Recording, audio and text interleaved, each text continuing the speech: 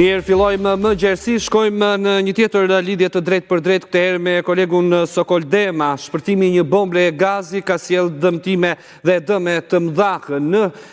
zonën e njohur në Pallatet Deliorgji, këtu në kryeqytet. Marrim më shumë detaje nëpërmjet raportimit nga vendi i ngjarjes i kolegut Sokol Dema. Përshëndetje Sokol, si ka ndodhur kjo ngjarje, ka pasur persona, ka ndodhur në në një dyqan, në çfarë ambienti dhe dëmet që janë shkaktuar? Po, Nertil, përshëndetje. Në fakt është një shpërthim i cili ka ndodhur rreth 30 apo 40 minuta më herët, pra në një pizzeri e cila ishte duke u përgatitur pra për të hapur këtu në këtë zonë, ka qenë vetë pronari i pizzerisë që po instalonte një bombull gazi për ngrohje pra në ambientet e brendshme, çfarë më pas ka patur rrjedhje gazi pra dhe si pasojë një shpërthim të fuqishëm i cili e ka dëmtuar këtë të fundit, është dërguar pra në spital për ndihmë mjekësore, teksa nga ana tjetër si pasojë e shpërthimit të rënd, pra ka patur një valë goditëse të fortë, e cila ka shkatërruar pothuajse të gjithë fasadën pra të jashtme të lokalit, prej xhami, por edhe pjesët metalike, madje shpërthimi ka qenë aq i fuqishëm saqë një pjesë të materialeve pra të thyeshme, siç janë xhamat dhe materialet e aluminit, kanë depërtuar duke kaluar pra në anën tjetër, në afërsi edhe të pallatit tjetër ngjitur pra dhe të një supermarketi pranë. Pra siç edhe mund të shohim pamjet që përcjell operatori Bledi Kaftirani, mund të shohim që ka një dëm kolosal pra që është si pasojë e shpërthimit, por për fat të mirë në momentin pra që ka ndodhur ngjarja e rënd, nuk ka patur pra persona të tjerë të cilët të kenë qenë duke kaluar dhe nuk kemi pra persona të tjerë të dëmtuar, përveç pronarit të lokalit, i cili është dërguar tashmë për të marrë ndihmë mjekësore në lidhje me rastin, gjendja e të cilit raportohet të jetë e mirë, por që po punojnë pra bluzat e bardha për ta mjekuar dhe për të parë në vijim se si do të jetë pra gjendja e tij. Shpërtimi ka qenë relativisht i fuqishëm, pasi siç pam edhe përmes pamjeve të përcjella pak më herët, konsiderohet pra relativisht i madh, pasi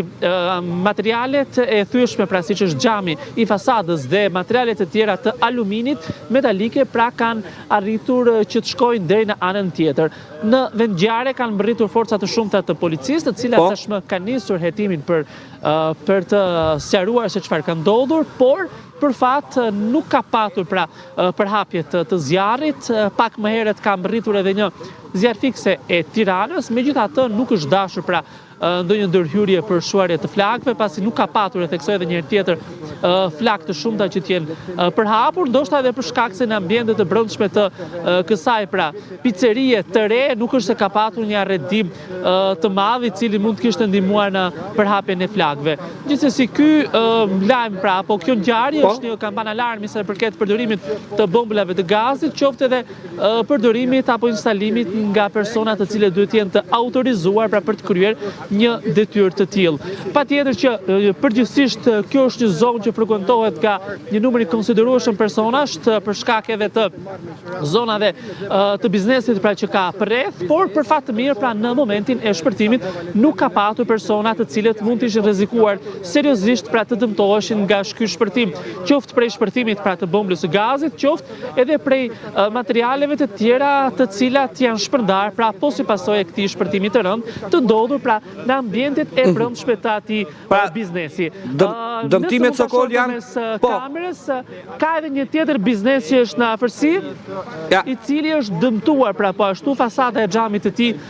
është krisur, por për fat të mirë pra nuk ka dëme në ambientet e brendshme. Mund kuptohet fare thjesht që vala goditëse pra e shpërtimit ka qenë relativisht e fuqishme, çfarë mund të kishte sjell edhe dëme të tjera, qoftë brenda këtij biznesi, pra por qoftë edhe tek punonësit apo tek klientët që mund ndodheshin në ato momente pra kur shpërtimi i rënd ka ndodhur. Pra në ambientet e pizzerisë ka qenë vetëm një bombull gazi apo janë evidentuar edhe të tjera? Në fakt, paraprakisht nga burime pranë policisë, pasi deri në këto momente nuk ka një reagim zyrtar, të paktën tjetë përcjell nga ana e policisë Tiranës, bëhet me dije se agentët e komisariatit numër 2 pra këtu në kryeqytet, kur kanë ardhur pra janë vënë në dieni për një bombull gazi edhe nga ana e punonjësve të tjerë apo personave të stafit, patjetër që tashmë në ambientet e brendshme deri pak më herët ka patur disa specialistë të zjarfikses së Tiranës, të cilët kanë verifikuar pra për të minimizuar apo ka apo jo më rrezik në ambientet e brendshme, por që me sa duket po kryen pra ekspertiza në momentet që flasim për të kuptuar nëse ka apo jo rrezik me bombulla të tjera, por gjithsesi në momentin e shpërtimit pra ka qenë vetëm një bombull gazi e cila për shkak të rrjedhjes ka sjell pra edhe atë shpërtim të fuqishëm që ka shkaktuar jo pak pra problematika sa i përket dëmeve të shumta materiale dhe dëmin që ka shkaktuar edhe vetë pronarit të kësaj picerie. Paraprakisht nga ajo çfarë na është komunikuar përmes burimeve pranë komisariatit numër 2, bëhet me dije se dëmtimet pra paraprakisht e them edhe një herë tjetër, pronari kanë kryesisht në pjesë të gjymtyrëve, por kjo duhet parë pra dhe duhet të verifikuar edhe në vijim. Tashmë nga ana e policisë ka një njoftim zyrtar, sipas policisë Tiranës, si pasojë e këtij shpërthimi, pra janë 2 persona të cilët janë të dëmtuar, bëhet fjalë për pronarin pra 40 vjeç